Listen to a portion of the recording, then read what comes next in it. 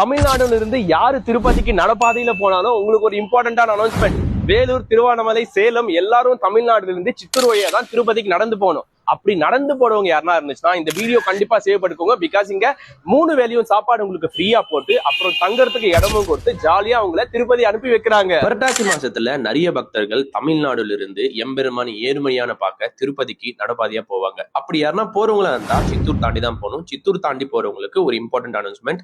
இவங்க சித்தூர்ல இந்த புரட்டாசி மாசம் முழுவதும் திருப்பதிக்கு நடந்து போற பக்தர்களுக்கு 3 வேளை சாப்பாடும் போட்டு அவங்களுக்கு கொஞ்ச நேரம் தங்கறதுக்கு ஓய்வு எடுக்கிறதுக்கு இடமும் கொடுத்து ஹாப்பியா வழி அனுப்பி வைக்கிறாங்க. சோ இதோட அட்ரஸ் எக்ஸாக்டா சித்தூர்ல நீங்க காந்தி சர்க்கிள் தாண்டுங்க. காந்தி சர்க்கிள் தாண்டி வந்தா கட்டமஞ்சி வரும். கட்டமஞ்சில ராயல் என்ஃபீல்டு சர்வீஸ் சென்டர் ஆப்போசிட்லயே LGB கல்யாண மண்டபம் இருக்கும். அங்க செக்கின் அவங்க மறக்காம இந்த வீடியோவை ஷேர் பண்ணுங்க. அதுக்கு திருப்பதி ஏழுமலை வெங்கடேசா.